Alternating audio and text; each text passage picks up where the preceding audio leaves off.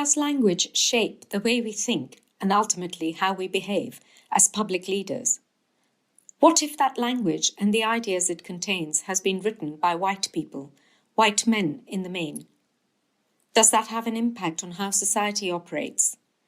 Who is the global majority? I'm here today with three amazing women who've been exploring different aspects of race and culture, which all of us find difficult to talk about. At times, it's given all of us pause for thought and ultimately left us feeling unsure. We are sharing this conversation with listeners in the hope that you can start your own courageous conversations with friends and colleagues. Because unless we're prepared to take that risk, we can't shift anything. In this conversation, we are bound to get some things wrong. We will probably fumble a little, and at times it may be clumsy or awkward. But these women have agreed to come together in what I hope is a safe space to have an open, honest, and courageous conversation. I'm Sherry Malik, and this is the Staff College having courageous conversations about race. Episode 1, The Language We Use Matters. Let me start by introducing my three guests. Rosemary Campbell-Stephens was born in England to Jamaican parents of the Windrush generation. Her career spans more than 35 years in education, and in 2015, she was awarded an MBE for outstanding services to education. She is currently a visiting fellow at University College London, a freelance international consultant, speaker, coach, and author on educational leadership. Rosemary visited Jamaica as a young woman, fell in love with it, and now lives with her husband next door to her sister and her brother and their families, all of whom have returned to the Rock to live a few miles from where her parents were born in Hanover. She is joining our conversation from Jamaica. Catherine Pereira is the director of NHS Horizons, which is part of the Improvement Directorate of NHS England. It provides expert support for programs seeking to achieve large-scale change at local, regional, and national levels across government and internationally. A barrister by background and a current door tenant at 11 KBW Chambers, Catherine is a US-UK Fulbright Commission scholar. She sits on the External Advisory Panel of the History Faculty of Oxford University and is a trustee of two national campaigns-based organisations, Campaign Bootcamp and Act Build Change. Catherine is Irish by heritage and grew up in the market town of Aylesbury in Buckinghamshire. And finally, we have with us Jo Davidson, who is the principal of the Staff College since 2018. She has spent nearly 35 years working in schools and local authorities in different aspects of children's services, the last 15 of those as a director. Jo is now engaged in a range of development work to support local authority colleagues in improving systems and, above all, improve outcomes for children and young people. Jo was born and brought up in Southampton by an English mum and a Scottish dad. As a merchant navy engineer, her dad was regularly away for months on end to anywhere in the world, which made Jo feel like she was part of a world as well as a place. Welcome all to this conversation. I'm going to start with asking Catherine to tell us about hearing Rosemary use the term global majority. Catherine, what did you think and how did you feel on hearing that term? Thanks, Sherry. So Rosemary and I happened to be in a session with the Staff College a few months back, and I was fascinated by some of the contributions that Rosemary made as a participant. As a result of that, Jo invited us to have a conversation together to learn more about each other's perspectives, careers, what we were working on, what we cared about. One of the topics that we started to discuss was the use of the term BAME. And in the wake of George Floyd's murder and the Black Lives Matter movement, there had been lively debates in the NHS about the use of the term BAME, which, by the way, I loved the fact that my father, who is an avid reader of the Sunday Times, quite elderly, asked me what these Barmy people were that he kept reading about. And I was able to tell him that it was pronounced BAME and not Barmy. So I think there's something about language in that. And he was slightly affronted that I was laughing, but I assured him I wasn't laughing at him. It had just chimed with other conversations I'd been been having about language. So in our conversation about the term BAME, Rosemary said that she preferred to think of it as Black and global majority. And my honest reaction, my heart sang as me. My heart sang because it feels factually more reflective of where I think we are as a people, a human race. And at the same time, my political brain went, that's never going to stick. And I was feeling both those things simultaneously. So maybe, Rosemary, you could add in here the context to the idea and why you raised it and why you introduced it, why you use it. Oh, absolutely, Catherine. That reference to your father really makes me smile, because I had a similarish conversation with my mother, who said she was pronouncing it blame. So she'd put in an L, and she said, "Are they talking about us?" And I had to explain to her, as you did to your father, what BAME actually means. So that's really interesting about the kind of intergenerational stuff. But yes, Catherine, I've been using the term global majority since 2003. And essentially, I had been invited to design a leadership program for the University College London that was focused on getting more Black and Asian senior leaders into positions of leadership within London schools as part of the London Challenge Initiative. And so one of the things that I wanted to do was to look not just at the content of such a program, but the language. Because for me, I found the terms that were being then used, and back in 2003, it would have been BME, so Black Minority Ethnic. They always seemed to minoritize the people that they were talking about. So that was the first thing. And then the second thing was that when you looked at the people that we were talking about within the London context, actually they belonged to the global majority if we looked numerically at how those people across the globe were represented.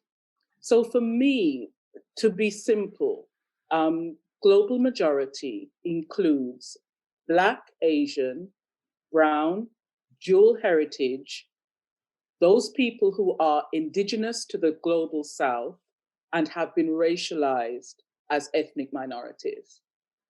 And that makes the global majority. And when you look at those groups of people, that's roughly 80% of the global citizenship on the planet. So it's not just global majority by a small margin, it's a very large margin. And then for those people who were a little bit concerned about it, I said, well, look, if we look at whiteness as a concept and really discuss what percentage of the world's life was lived through the lens of being white, then it came through to people that actually the global majority are not white. Whiteness isn't the norm for the majority of people on the planet. So that's how it came to be that I started to use global majority in 2003. Yeah. Of course, as Black Lives Matter, resurged in 2020, then it brought to the forefront the language that we're using to engage about race. And so there have been a lot of people who've been saying, right, can we find something that's actually more accurate in terms of terminology? As you've been talking, Rosemary, I think, it's kind of my brain is zinging from one end to the other and thinking, wow, this really turns everything on its head. I just want to bring Jo in and say, Jo, what went through your head when you heard Rosemary use that term? I was like you, Sherry, that my immediate reaction was wow. And there were two reasons for that. The first of was, despite thinking that I'm pretty sort of switched on and careful and thoughtful, I rarely consider myself as a minority. And by using that term, it actually brought me up short and that I am a minority in this world. Mm-hmm. And that brought back to me a few years ago. We went to China, and my youngest daughter was obsessed with something a guide was saying, who kept referring to the Middle West. And my daughter was tugging myself. She's saying, "Where's the Middle West? What are they talking about? Where's the Middle West? I've never heard about it." Well, no, that's because we call it the Middle East. Is that the same? Why are they calling it the Middle West? Again, from this incredibly sort of white Eurocentric view of the world, and it was a real similar feeling to that. So that was my first feeling, and then my second feeling was what an empowering term it is.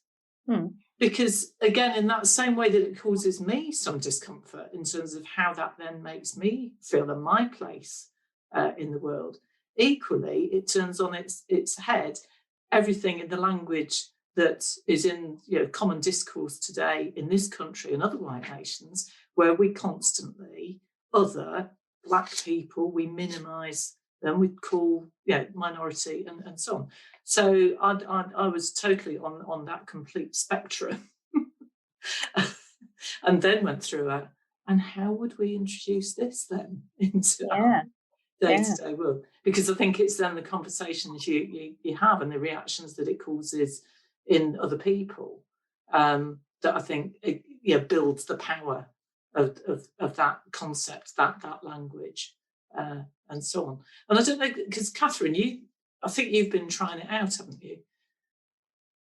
Using the term. Yeah, I have. I've been trying it out in NHS leadership forums, so using it very light touch. And in the main, it's been received okay. But I think if I think ahead to what are the barriers to using it, or what might be my perceived barriers to using, there is something for me around virtue signaling that I think I'm conscious of as a white person.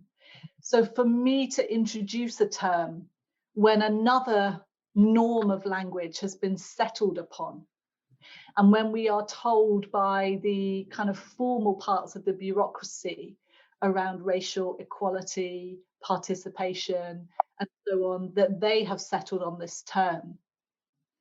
To use another one, I definitely am aware of a voice in my head, Joe, that says, how do I use that other term with substance in a way that invites engagement, rather than doing it to signal that I'm engaging and looking? So how can we do this as white people in a way that has genuine intent, that creates space for our white colleagues and others to engage and enhance our understanding, rather than it seeming to be used because it's a sign of virtue?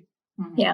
Let's unpack that a little bit, because I'd really like to ask Rosemary, and just taking it back to, because Rosemary coined that phrase, why did you feel the need for that?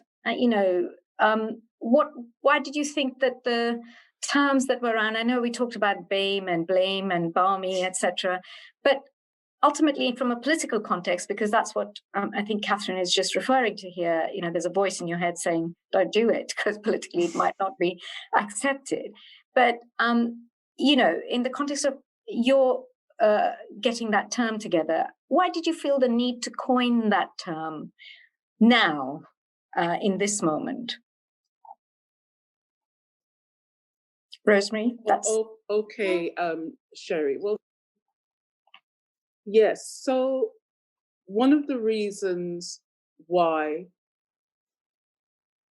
I coined the term global majority was that I was speaking really to those people, in the particular case in 2003, Black and Asian people.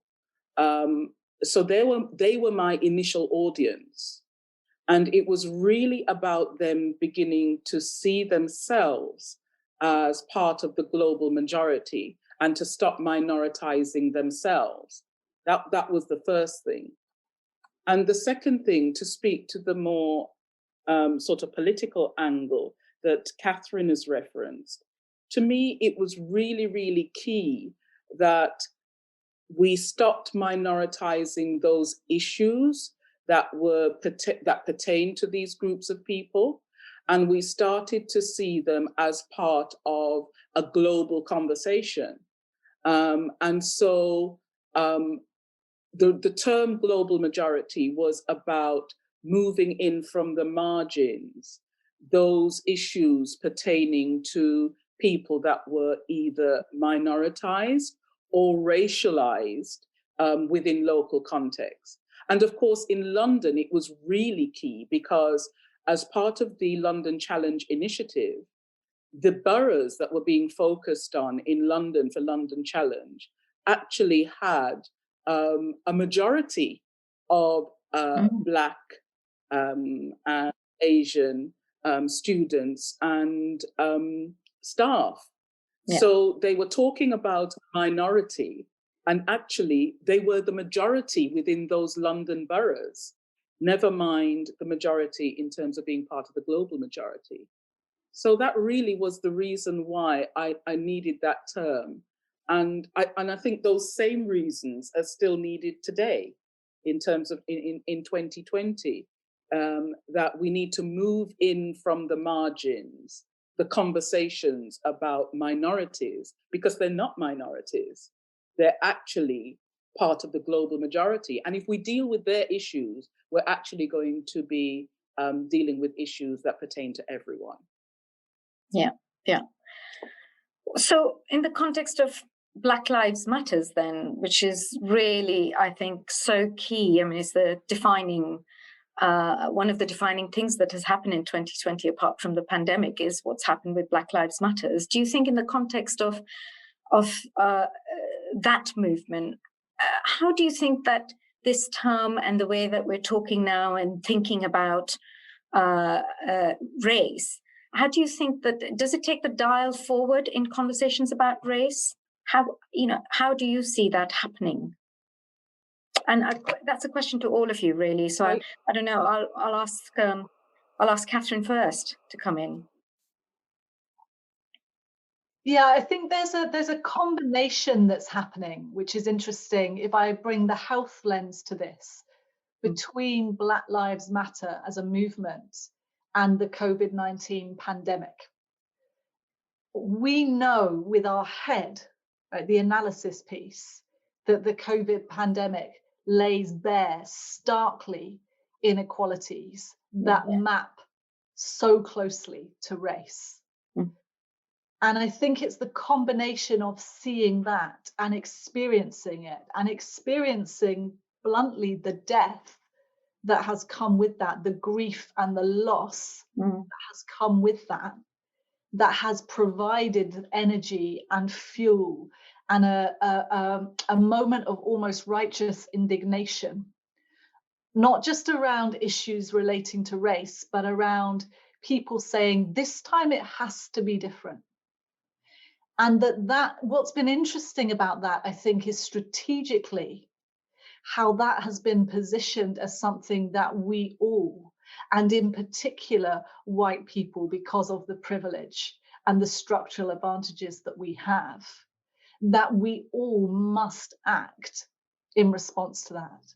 That's been felt particularly keenly in, the NHS compared to any environment I've worked in before. And yet, and Jo, maybe there's things that you could contribute here as well from a position of having worked at a senior level for a large number of years in different organizations. There's a nervousness that I observe to know what to do with that.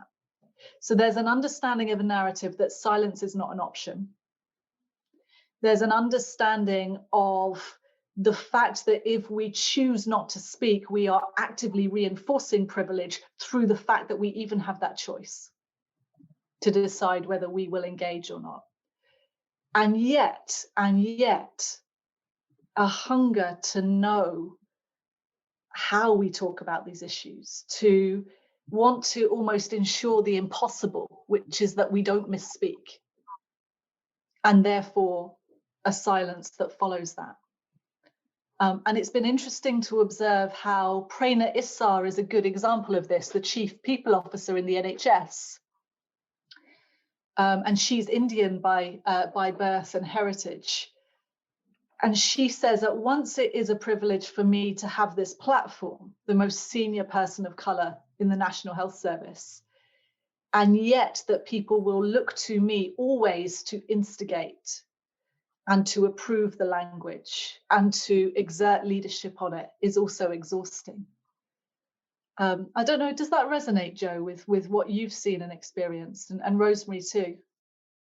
Absolutely, Catherine. Very, very similar situation, both from my own experience, but also from discussions with leaders in the sectors that we work with at the moment. That combination of wanting things to be different, wanting not to lose this moment, and wanting to change things, combined with that absolute fear of saying or doing the wrong thing, and being afraid that in talking about it, because language is something that can both enthuse but also alienate, people get very caught up on, I don't really know how to have the conversations even. And I think, you know, one of the most useful bits of advice we've had ourselves is to just recognise that this is a very contested space, language-wise, and that the starting point is to work within your organisation with Black colleagues and talk to them about the language that they want to use. We did a straw poll last week of participants on our Black and Asian Leadership Initiative about the terminology they preferred, and there was a split view amongst that group. So there will be no right way of talking about this, but the important thing is to have the conversation and then to explain why you're using the language that you're using. But I think for senior leaders, I think the other really big issue for people, and it is a luxury that white leaders have that Black people don't have, which is this idea that you can choose to prioritise or not to prioritise discussing race and taking anti-racist action. You can choose to see it as a task. And that is not the situation that any Black colleague can have, because it is with them all the time. And I think that's probably in some ways even more fundamental an issue than some of the language we use. It's the sort of headspace we go into it with. That resonates with you, Rosemary? Absolutely, Jo. Both what you and Catherine have said resonate and make a lot of sense to me as somebody who is now having much more honest conversations with my white colleagues about race. That's what I've found, that the 2020, the collision between COVID-19 and Black Lives Matter has created a new space where I'm having much more honest conversations with white colleagues about race. And it's really interesting in discussing this conversation that we're gonna have with each other. Sherry made me think about something, and actually the most honest conversation I'm having now are with white men. And I actually feel that I've had more courageous conversations with my white female colleagues over the years that means that we're kind of ready for this conversation now, if you like. But for the white male colleagues that I've had, it's been a completely new, almost, out of the block starting point in terms of being really, really honest about race. So I think that's absolutely key. I think the other thing that I'd say as well is that as Black people, we live our lives through the prism of race. So we're always confronted with the reality of being racialized, from birth through to death. So for us, the language of how we think about our lives, our children's lives, and so on, is always racialized. And so for us, we have been using terminology amongst ourselves, if you like, to try and redress that minoritization and that always comparing to the white norm. And now it's like Black Lives Matter has exposed a light on that. And we're having to have those conversations with our white colleagues and our white friends. So it's like Black Lives Matter has been a conversation from I was born.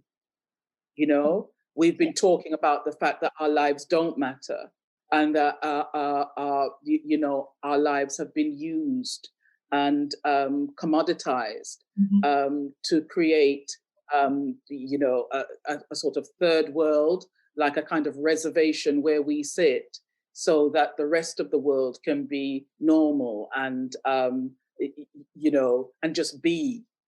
And so now we're having that conversation about our lives mattering with the rest of the world, and particularly with white people. Yeah. But Black Lives Matter is just a term that for us has been there forever, because it's been part of our narrative. Yeah, Rosemary, I was really interested to hear that. I think that in your conversations, you feel that the most interesting conversations, courageous conversations you're having is with white men, and that white women are ready and they have been primed and working towards this for some time. But more generally, for all of you, as you go out into the work that you do with leaders across public sector or even internationally, I just wonder, do you think if you'll get any pushback or resistance when you introduce this term in big settings? I know there's always a kind of a warning in your head to say, shall I introduce it here if there's an accepted term already? How do you think that we will take this conversation and the term global majority beyond this discussion that we're having today into really practical ways of embedding it in everyday use and thinking, so that it may have an impact that will change things? What's the pushback and resistance you're anticipating, and how are you going to overcome it? This is for all of you. So, Catherine, maybe from an NHS perspective, start first. Sherry, I was also interested in what Rosemary was saying about the conversation with women. And I think we could all make different guesses as to why it might be anecdotally that women feel more ready for that conversation, which relates to our own oppression on the basis of gender and sex. But there's an interesting point within that, I think, for white people, which is when I feel nervous about these conversations, when I feel discomfort, when I feel a fear that I'll be misunderstood, one of the things I fall back on is to remember that I contain multitudes, that I am a white person who has white privilege, and I am a woman, and I am the mother of dual heritage children, and I think if we can access the multitudes of our own narrative, regardless of whether those relate directly to Black experience or Asian experience, but they relate to a sense of the other, I think it equips us to almost bridge in empathy and respect respect for the experience of this conversation that we're sharing here. And that is not to say it's analogous, but it is to say that when I try to imagine, which is all I can do, what Rosemary has described of living a life that is racialized by others, I can touch back to those moments.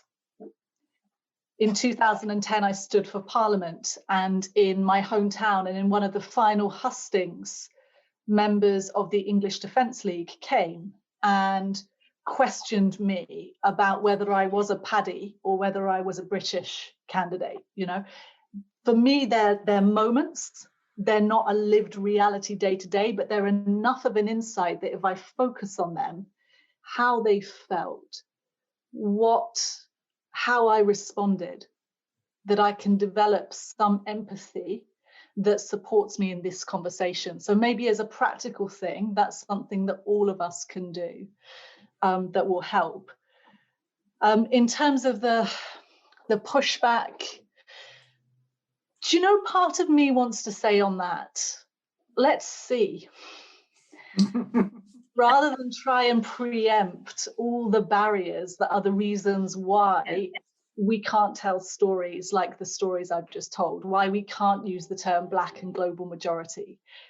Let's see, then let's come back in 6 months and see whether we got that pushback and talk about how we equip ourselves better for the next phase of remaking those stories, remaking that language, rather than getting too fixated on how I think white men or whoever might react. Because in a way, I guess I feel like that might be another form of othering.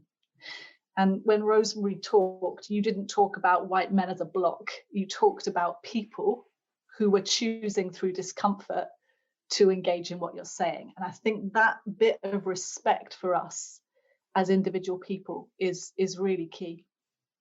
Yeah, thank you, Catherine. That was, I really like that. Let's see. That's a great attitude.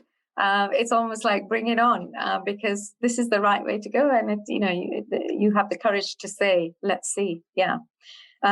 Anything from you, Joe, on that? I'm with Catherine on the let's see. I think language matters. It's so important, and the discomfiture, but also empowerment of the term global majority, I think, totally lends itself to introducing a different type of conversation about language. So it's out of the academic sphere, it's out of the issues that people get very caught up in, which is, I don't know what the terminology of the moment is, which is going to be best to use, or am I sounding very old-fashioned now if I'm talking about something else? I think because it stands on its own merit in so many ways, it's a phrase that we should use as a means of having the conversation about language, but having the conversation about race as well. So yeah, that's where I'm going with it.